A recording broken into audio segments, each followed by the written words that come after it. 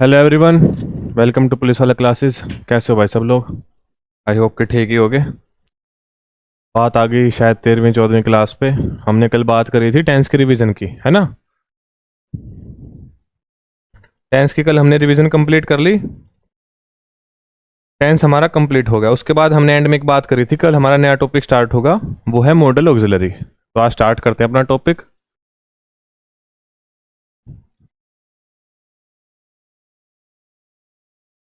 क्या है model auxiliary? सबसे पहली बात तो यही आती है क्या मॉडल ऑक्सिलरी? ठीक है। मॉडल ऑक्सिलरी होती है हेल्पिंग वर्ब। कौन सी helping verb? Helping verbs, helping verb. ऐसी हेल्पिंग वर्ब जो रिप्रेजेंट करती हैं स्पीकर का मूड या उसका attitude. Helping verb that that represent the mood of speaker.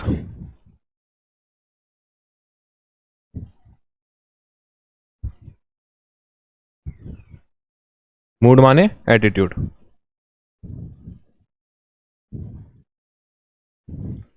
Mood और एटीट्यूड क्या होता है? हमारा पॉइंट ऑफ व्यू एक पॉइंट ऑफ टाइम पे, इसको हम अपना मूड कहते हैं। जरूरी थोड़ी है पूरे दिन मूड एक जैसा रहे, तो एक टाइम पे जो हमारा पॉइंट ऑफ व्यू है किसी चीज को लेकर, उसको हम कहते हैं अपना मूड या एटीट्यूड। ठीक है। तो ऐसी हेल्पिंग वर्ब जो रिप्रेजेंट करती हैं स्पीकर के मूड को या एटीट्यूड को, उन्हें हम कहते हैं मॉडल ऑक्सिलरी। कितने टाइप की होती है मॉडल ऑक्सिलरी? सबसे बात तो क्या आती है, तो मूड की बात कर लेते हैं कि हमारा point of view at a point of time. ठीक है। ये बात हुई मॉडल ऑक्सिलरी की। जो है क्या मॉडल ऑक्सिलरी? अब मॉडल ऑक्सिलरी होती है दो टाइप की। एक होती है प्योर मॉडल ऑक्सिलरी और एक होती है डिफेक्टिव मॉडल ऑक्सिलरी। क्या फर्क है दोनों में, डिटेल में समझेंगे। ठीक है। अभी बस ये याद रखो कि दो टाइप की मॉडल ऑक्सिलरी होती हैं, प्योर और डिफेक्टिव। ठीक है। डिफेक्टिव को ही हम सेमी भी कह देते हैं, ये सेमी मॉडल ऑक्सिलरी है। कितने टाइप की मॉडल ऑक्सिलरी बताई? दो टाइप की, प्योर और डिफेक्टिव। डिफेक्टिव को ही सेमी भी कह देते हैं। ये बात ठीक है, समझ आ गई कि मॉडल ऑक्सिलरी स्पीकर का मूड रिप्रेजेंट करती है, उसका एटीट्यूड रिप्रेजेंट करती है। ऐसी हेल्पिंग वर्ब जो स्पीकर का मूड और एटीट्यूड रिप्रेजेंट करे, उसे कहते हैं मॉडल ऑक्सिलरी। ठीक है। इतनी बात समझ आ गई। अब बात यह है कि हमने दो बात करी। एक करी हमने प्योर मॉडल ऑक्सिलरी,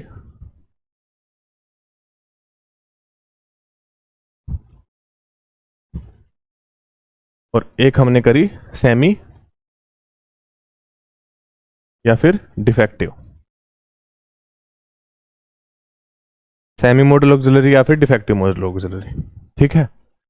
क्या है दोनों, चलो समझते हैं एक बार जल्दी से। लिख रहा हूं मॉडल ऑक्सिलरी, वो लिख के स्क्रीनशॉट ले लेना, नोट कर लेना। मे माइट, मे या माइट, और कैन या कुड। ठीक है। और बताओ एग्जांपल, विल या वुड, विल या वुड, और शैल या शुड। जो ऐसी मॉडल ऑक्सिलरी होती हैं वे होती हैं प्योर। और भी हैं इसमें, have to, had to, have to या फिर हैड टू। ठीक है। और क्या होती हैं और बताओ? एक और लिख लो, मस्ट और ought टू। इसको एक बार ऊपर पहुंचा दूं।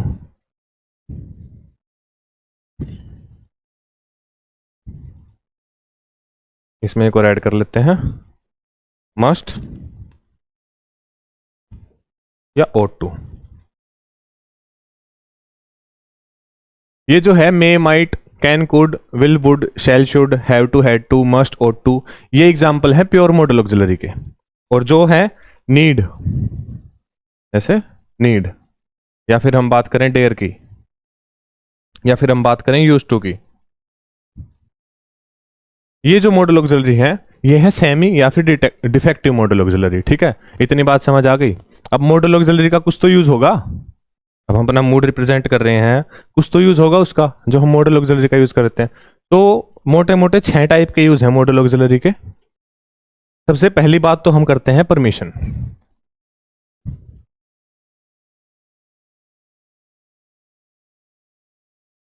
एक एक करके डिटेल में पढ़ते चलेंगे। सबसे पहला जो आपको नोट करना है वो करना है परमिशन। अब परमिशन हमें लेनी हो या देनी हो, दोनों केस में हम मॉडल ऑक्सिलरी का कौन से का यूज करेंगे, मे और माइट का। ठीक है, इसको ऐसे लिख देते हैं, एक सेकेंड। मे और माइट, इसमें लिख लो परमिशन गिव या फिर टेक। दोनों केस में हम मॉडल ऑक्सिलरी मे और माइट का यूज करेंगे। सबसे पहली बात हमने परमिशन की कर ली। ऐसी ऐसी 6 बातें हैं, तो जैसे जैसे आगे बढ़ेंगे सारी बातें करते चलेंगे। ठीक है, नोट करते चलना है साथ साथ। परमिशन गिव करनी हो या टेक करनी हो, मतलब परमिशन हमें लेनी हो या देनी हो, दोनों केस में मॉडल ऑक्सिलरी मे और माइट का यूज होगा। अब बात आई कि मे का कब होगा, माइट का कब होगा। तो हमारी परमिशन अगर फॉर्मल हो,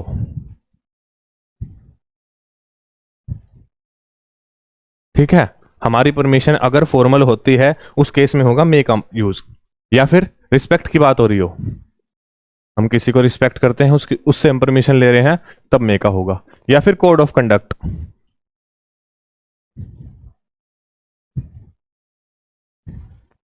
यू है ये। ठीक है, मे का यूज कब होगा, फॉर्मल परमिशन के टाइम पे, रिस्पेक्ट के टाइम पे, या फिर कोड ऑफ कंडीशन के टाइम पे। अब माइट का कब होगा, इसका उल्टा होगा डेफिनेटली, तो ये होगा informal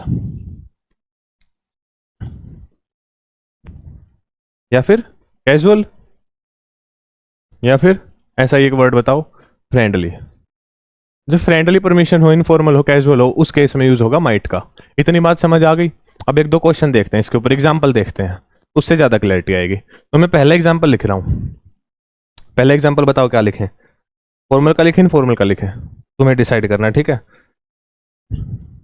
I sit here sir, इसके साथ उसका जवाब भी लिख देते हैं, यस यू डैश। बताओ, हम परमिशन ले रहे हैं, सर से पूछ रहे हैं कि यहाँ पे बैठ जाएं, और वो कह रहे हैं हाँ बैठ जाओ। अब परमिशन हम ले भी रहे हैं, दे भी रहे हैं, जो हम है वो परमिशन मांग रहे हैं, जो हमारा सर है वो परमिशन दे रहा है। तो मैंने अभी बताया कि परमिशन गिव और टेक दोनों केस में मॉडल ऑक्सिलरी मे और माइट का यूज होगा। तो यहाँ पे मे आएगा, माइट आएगा। फॉर्मल बात है इनफॉर्मल बात है, फॉर्मल बात है तो किसका यूज करेंगे, मे का यूज करेंगे ऑब्वियसली। इसमें क्या समझने की बात है बताओ। May I sit here sir, yes you may, दोनों बातें फॉर्मल है ना। सर के हम दोस्त तो हैं नहीं, वो अलग बात है, किसी किसी के हो जाते हैं, पर इस केस में हम नहीं है। ठीक है, जो लिखित भाषा है हमारी, फॉर्मल लैंग्वेज है, उस केस में हम दोस्त नहीं होते। एक दो एग्जाम्पल लिखते हैं। ठीक है,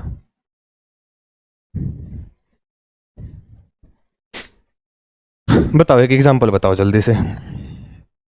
मान लो हम गए बैंक में अकाउंट खुलवाने, और वो कहते हैं dash we see your PAN card,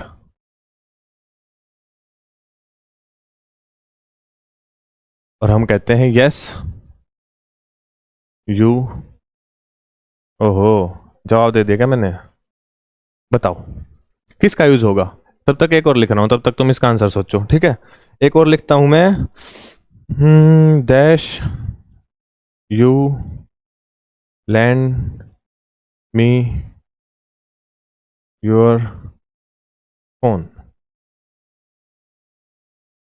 no I dash not. ठीक है, प्यारे से एग्जाम्पल हैं ये, कंफ्यूज करने वाले, इनको ध्यान से पढ़ना। फिर एक मस्त बात बताऊंगा तुम्हें बिल्कुल। मान लो ये हमने कही dash we have your attention. ठीक है, और वहां से जवाब क्या आया हमारे पास, कुछ जवाब नहीं आया इसमें, ये कोई जवाब लेने वाली बात नहीं है। ठीक है, 3 सेंटेंस लिखे मैंने, तीनों को पढ़ो और आंसर एक बार कमेंट कर दो जल्दी से। पहला हमने करा dash wish your PAN card, और हमने कहा यस यू डैश। क्या आएगा? फॉर्मल बात है, साफ सीधी बात है। हम बैंक में गए हैं या हम कहीं भी जाएंगे, कोई हमसे हमारा पैन कार्ड मांगेगा। पैन कार्ड कोई ऐसी चीज तो है नहीं जो हमारा दोस्त मांगेगा हमसे, है ना? पैन कार्ड एक ऑफिशियल डॉक्यूमेंट है। कौन मांगेगा? जब कहीं कुछ फॉर्मल हो रहा होगा, किसी बैंक वगैरह में हम गए होंगे, कोई अकाउंट ओपन करवाना होगा, अपनी कंपनी रजिस्टर करवा रहे होंगे, उस केस में हमसे हमारा कोई पैन कार्ड मांगेगा तो फॉर्मल बात हुई, तो हम कह देंगे ठीक है। अब फोन हमसे हमारा कौन मांगेगा? दोस्त मांगेंगे, पेरेंट्स मांगेंगे। कैसी बात हुई? ये फॉर्मल इनफॉर्मल हुई, कैजुअल हुई, फ्रेंडली हुई, कैसी है? तो सेकंड केस है ये, माइट आएगा यहाँ पे, साफ सीधी बात है। नो, आई, माइट, नोट। अब देखो, अगर ये क्वेश्चन आ जाता हमारे पेपर में, dash you lend me your phone, हम क्या करते इसमें? हम लगाते इसमें कैन। ठीक है, मेरे को पता हम लगाते इसमें कैन। जब तक हमने नहीं पढ़ा था, मैंने नहीं पढ़ा था, मैं भी कैन ही लगाता कि can you lend me your phone. हम बोलते भी ऐसे ही हैं कि can you give me your book, can you give me your pen, ऐसे ही बोलते हैं ना। मे थोड़ी यूज करते हैं हम, माइट थोड़ी यूज करते हैं। जो यूज करना चाहिए यहाँ पे यूज मे का भी नहीं होगा, माइट का होगा। हम अपने दोस्त से जाके ये नहीं बोलेंगे कि may you give me your phone. अगर बोलना ही होगा तो हम बोलेंगे माइट, नहीं तो क्या है, दूसरे तरीके भी हैं दोस्त से फोन लेने के, है ना? इतनी बात समझ आ गई तो स्क्रीनशॉट ले लो। अब जो फोर्थ नंबर की बात है, dash we have your attention, यहाँ बताओ क्या लिखूं? मैं लिखूं, माइट लिखूं? तो थोड़े से भी अगर तुम समझदार हो तो तुम समझ जाओगे इतना पढ़ने के बाद कि यहाँ पे मैं आएगा। हम दोस्तों के अटेंशन नहीं मांगेंगे, ये एक फॉर्मल बात हुई। ठीक है, चलो पहली बात परमिशन की हो गई। अगली बात आती है, जो हमारी दूसरी बात है, वो किसकी आती है? रिक्वेस्ट का जब केस होगा।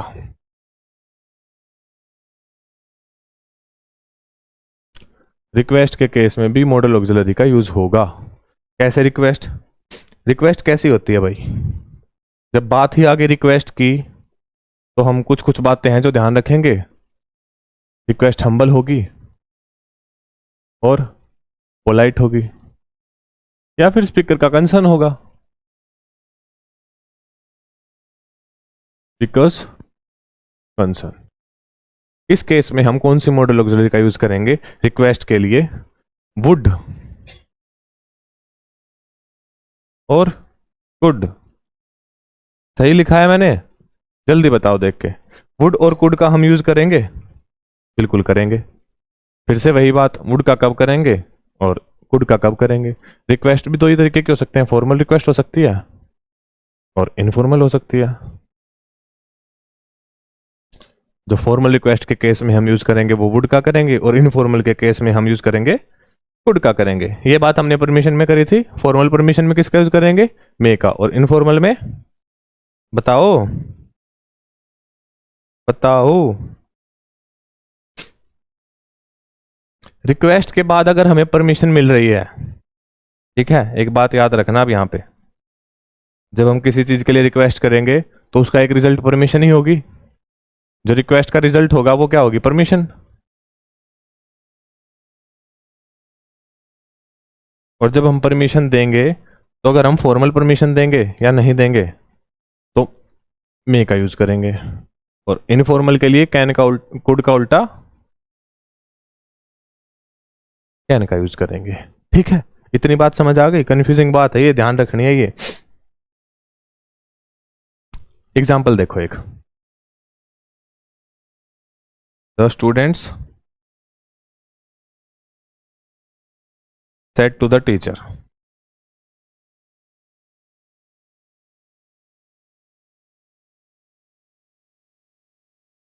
dash you let us play please।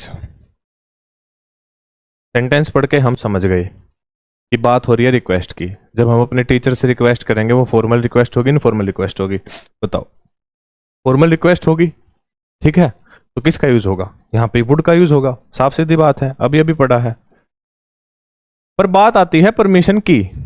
Teacher ने हमें परमिशन मान लो दे दी कि ठीक है खेलने दूंगा, उसने कहा, इसका जो जवाब आया श्योर आई, और यहां पे मान लो लिखा आ गया पेपर में विल। ये विल यहां पे सही है या गलत है? मान लो ये क्वेश्चन ऐसे एरर में आ जाए, सही है या गलत है? हमने रिक्वेस्ट करी और रिक्वेस्ट की हमें परमिशन मिल गई। अभी अभी हमने बात करी रिक्वेस्ट की, अगर हमें परमिशन मिलेगी फॉर्मल केस में मे के साथ मिलेगी, इनफॉर्मल केस में कैन के साथ मिलेगी। तो यहाँ पे विल का काम क्या है, कैसे आ जाएगा विल, नहीं आएगा, यहाँ पे आएगा आई मे। ठीक है, ध्यान रखना है, छोटी छोटी चीजें क्वेश्चन गलत करा देती हैं 1 मिनट में। यहाँ पे आएगा मे। ठीक है, इतना हो गया तो स्क्रीनशॉट ले लो जल्दी, फिर आगे बढ़ते हैं जल्दी। अगला सेंटेंस देखो, मैं गया अपनी माँ के पास और मैंने मांगे 10,000 रुपये, पर मैंने मांगे इंग्लिश में ताकि इम्प्रेस होके मिल भी जाए।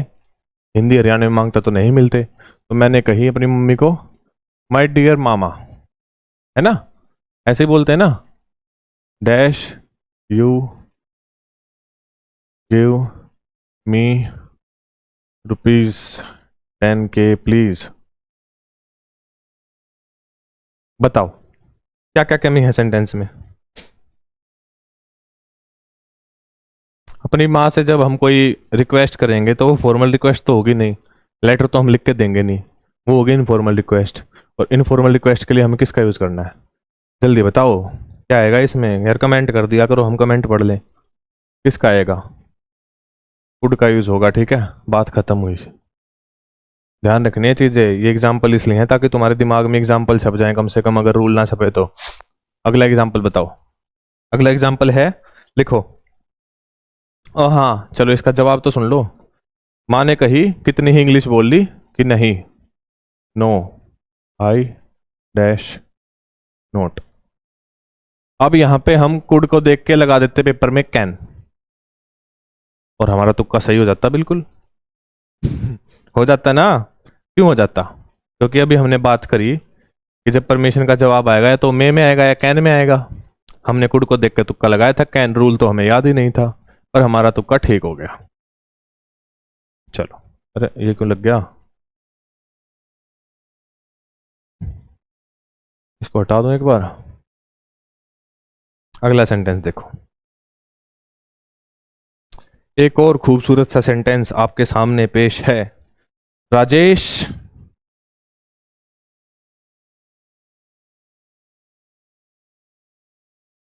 Dash you help me in this matter. हमें सेंटेंस देख के समझना है ये क्या है। राजेश अब हमारा कोई दोस्त ही होगा, हम उसे सीधा नाम लेके बुला रहे हैं तो हमारा बॉस तो होगा नहीं, अपने बॉस को तो सीधा नाम लेके बुलाएंगे नहीं। तो राजेश अगर हमारा दोस्त होगा तो इनफॉर्मल की बात होगी, सीधा मुंह बंद करके कोड लिख देंगे और हमारा सेंटेंस ठीक हो जाएगा। इतनी छोटी सी बात थी, पता नहीं तुम्हें क्यों नहीं समझ आ रही। ठीक है, हमने कितनी बातें कर ली, परमिशन की बात कर ली, रिक्वेस्ट की बात कर ली। जो तीसरी बात आती है वो आती है किसकी, जो थर्ड बात है, नेक्स्ट बात है, वो आती है पॉसिबिलिटी की या प्रोबेबिलिटी की। बताओ स्पेलिंग मिस्टेक बताओ जल्दी से।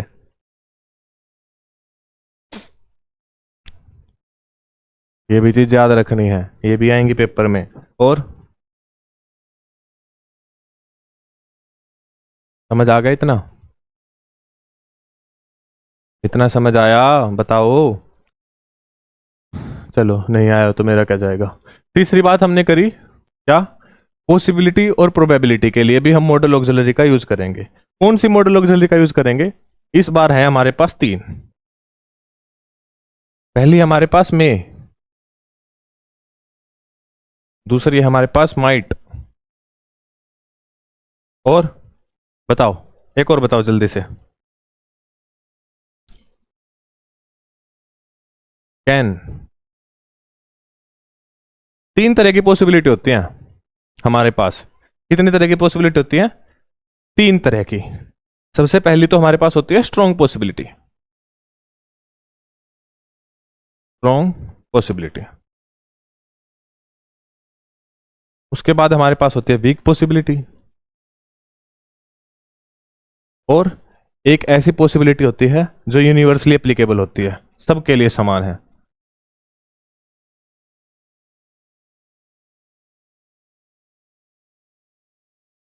अब बात यह आई कि हम फर्क कैसे करेंगे स्ट्रॉन्ग पॉसिबिलिटी और वीक पॉसिबिलिटी में। तो स्ट्रॉन्ग पॉसिबिलिटी होगी बैक्ड बाय रीजन, उसके साथ उसका रीजन होगा, ठीक है। और वीक पॉसिबिलिटी कब होगी? एब्सेंस ऑफ रीजन, या फिर रीजन जब कॉन्ट्राडिक्ट कर रहा हो, ठीक है। बात आगे कुछ और हो रही है और पीछे कुछ और हो रही हो, तो हम रीजन को प्रायोरिटी देंगे, उसके हिसाब से अपनी मॉडल ऑक्सिलरी का यूज करेंगे। मे, माइट और कैन, तीन तरह की मॉडल ऑक्सिलरी हैं। मे का यूज होगा कब? जब पॉसिबिलिटी होगी स्ट्रॉन्ग। स्ट्रॉन्ग पॉसिबिलिटी कब होगी? जब वो रीजन, उसके साथ एक रीजन दिया होगा। माइट का यूज होगा जब पॉसिबिलिटी होगी वीक। वीक कब होगी? जब रीजन की एब्सेंस होगी। और कैन कब होगा? कब होगा कैन? जब बात हमारी जो है वो यूनिवर्सली एप्लीकेबल हो, ठीक है। एग्जाम्पल से समझे या ऐसे समझ आ गया? मान लो मेरे पास एक सेंटेंस लिखा आया पेपर में कि it may rain today as the sky is clear. Paper में क्वेश्चन आता है कि it may rain today as the sky is clear. सबसे पहले तो ये बताओ कि जब स्काई क्लियर होगा तब बारिश आएगी? आएगी नहीं आएगी? जब आसमान ही साफ है तो बारिश नहीं आएगी। जो हमारा रीजन है और जो हमारी ये स्टेटमेंट है, दोनों कर रही हैं कॉन्ट्राडिक्ट। मे तो दिखा रहा है स्ट्रॉन्ग पॉसिबिलिटी रेन की, और जो रीजन दिया है वो दिखा रहा है वीक पॉसिबिलिटी रेन की, ठीक है। तो हम किसको प्रायोरिटी देंगे? हम देंगे रीजन को प्रायोरिटी। और हम एरर कहां मार्क करेंगे? हम मार्क करेंगे उसकी प्रोबेबिलिटी में। जो रीजन दिया गया है हम उसके हिसाब से चलेंगे। अब रीजन जो है, इस प्रोबेबिलिटी को जिस स्टेटमेंट ने बैक करा है वो ये है कि स्काई क्लियर है। अब जब स्काई क्लियर है तो बारिश होने के ज्यादा चांस है, कम चांस है? कम चांस है।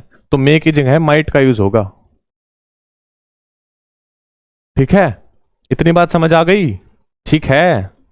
आगे वाला सेंटेंस देखो, ये सेंटेंस आते हैं पेपर में। ही माइट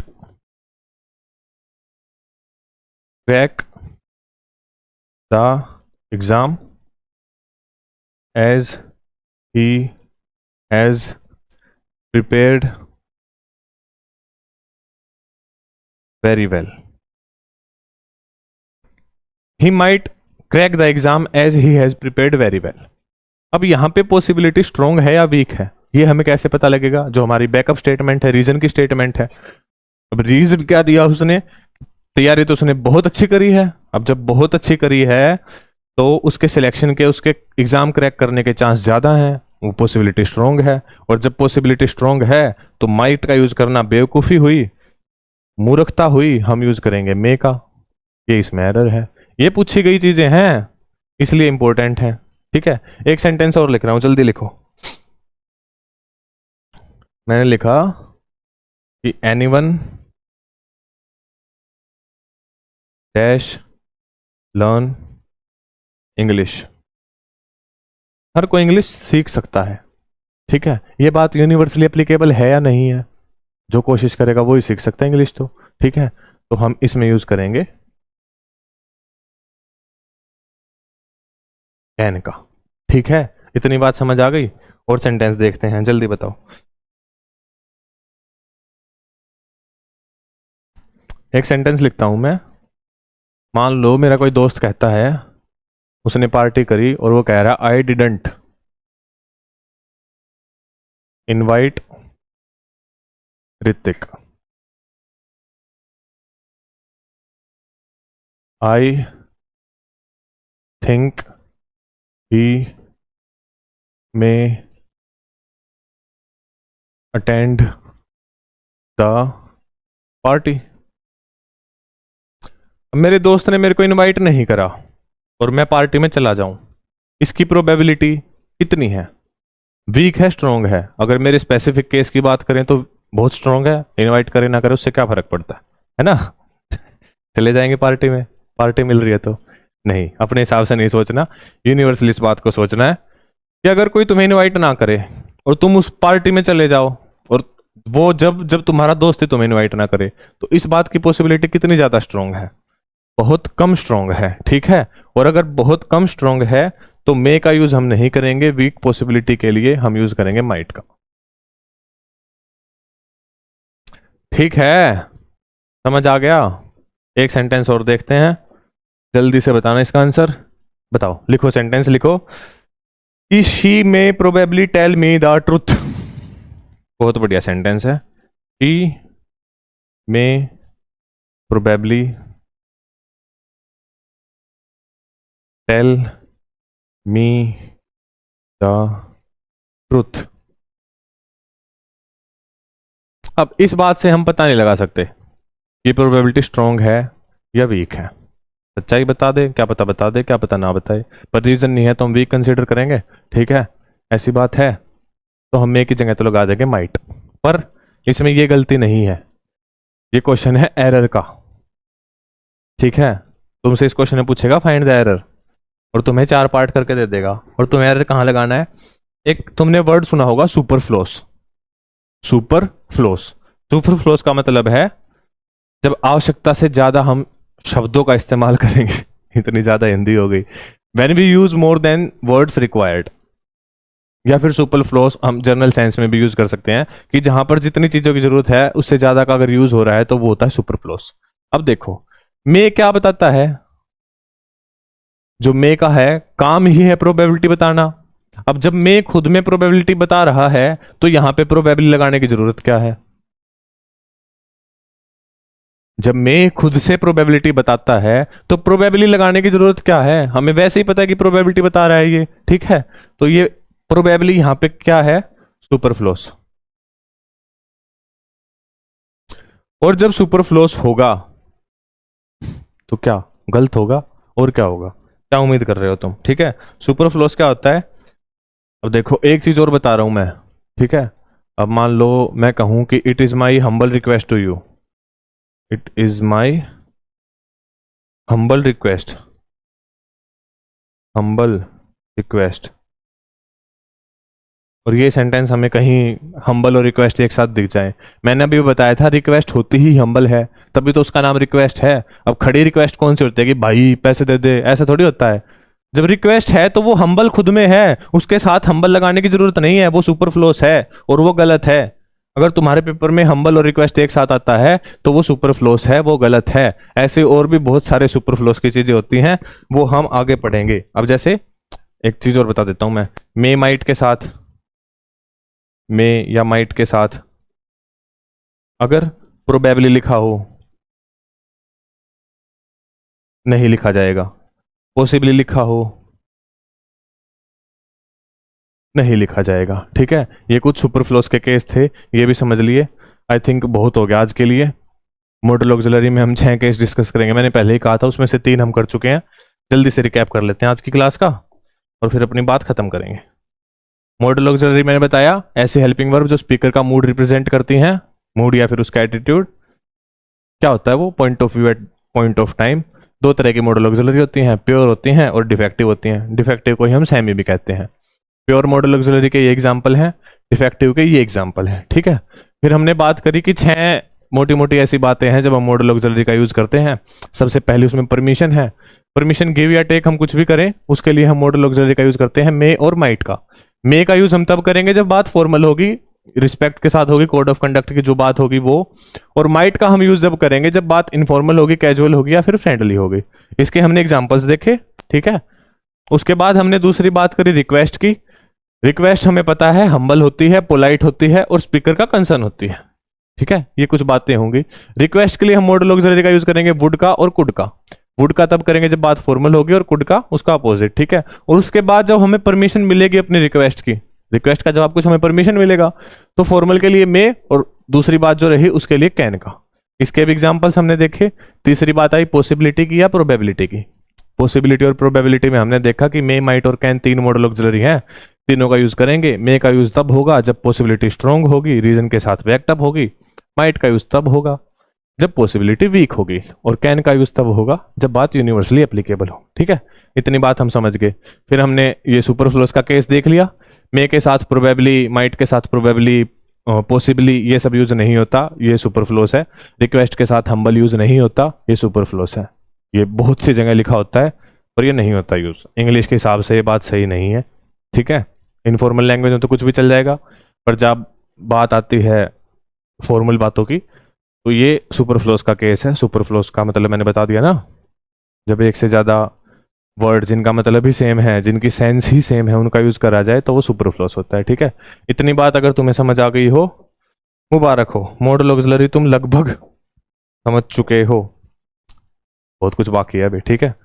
तो इस क्लास की जो पीडीएफ है, ये पूरी बोर्ड वाली, ये मिल जाएगी आपको टेलीग्राम चैनल पे। टेलीग्राम चैनल हमारा है पुलिस वाला क्लासेस, पुलिस वाला क्लासेस, ये टेलीग्राम चैनल है। इस पे डेली पीडीएफ अपलोड हो जाती है क्लास की। कुछ रिवाइज वगैरह करना हो तो वहाँ से स्क्रीनशॉट लेने की भी तुम्हें ज़रूरत नहीं है, पीडीएफ खोलो और देख लो क्लास पढ़ने के बाद, ठीक है। इतनी बात समझ आ गई हो तो आज का अपना सफ़र यहीं ख़त्म करते हैं। धन्यवाद, जय हिंद।